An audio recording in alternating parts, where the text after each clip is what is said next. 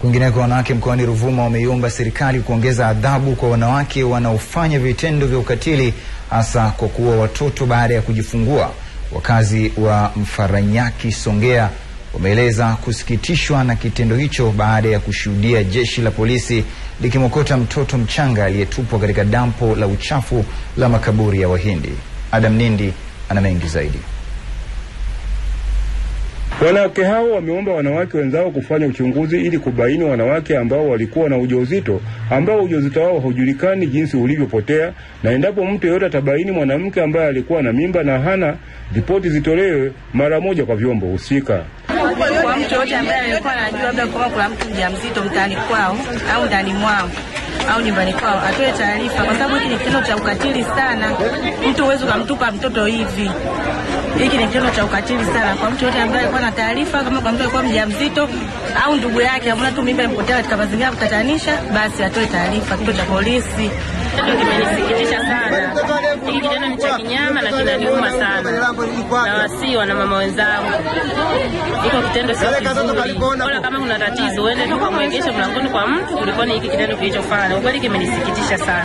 Yaani akipatikana huyo mtu akafutwa, atamopatikana afanywe chochote kinachowezekana. Sababu yani hata mimi sijapendelea kabisa kufanyika hilo jambo. Nafahamisha kwamba watu wanaposhika ujauzito wajitahidi wawe makini.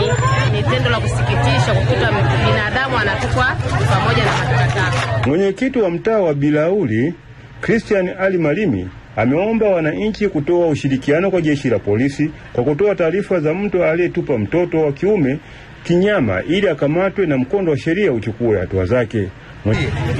Kitendo hiki ni cha kinyama, ni kitendo ambacho kwa kweli kwa Mtanzania wa kawaida ni hali mbaya.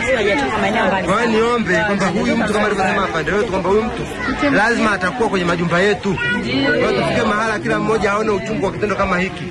Ili kuba kwa ajili ya takataka, sio kwa ajili ya kutupa viumbe wenzetu. Kwa hiyo naombeni kila mtu awe mlinzi mwenzie. Kama atakuta kuna mtu ametenda hiki kitendo yupo kwenye hizi nyumba, basi nipate taarifa mapema. Mwenyekiti wa dawati la polisi wanawake mkoa wa Ruvuma, SP Anatembo, amesema analaani vikali vitendo hivyo vya kinyama. Mtu yeyote atakayebainika kuwa ndiye aliyefanya kitendo hicho cha kinyama, hatua kali zichukuliwe dhidi yake. Sio mimi peke yangu. Tusaidiane tumpate huyu muuaji. Kwa sababu kwa jinsi inavyoonekana sio kwamba huyu mtu kajifungua mtoto akafa hapo, hapana. Na sio kwamba alijifungulia hapo. Kuna sehemu alijifungulia. Kuna nyumba ambayo inaishi watu wengi. Siamini kama anaishi peke yake, tupo wengi. Lakini inawezekana pia wengine tukawa tunafumbia macho swala hili. Mkoa wa Ruvuma kwa vitendo vya kutupa watoto katika majalala sasa vimeota mizizi. Katika mwaka 2015 unaoishia, zaidi ya watoto 6 walitupa katika majalala, 2 walipoteza maisha na 4 wapo katika kituo cha kulelea watoto yatima cha Masista Chipole, Songea vijijini. Nikiripoti kutoka hapa Songea, Adam Nindi, Star TV.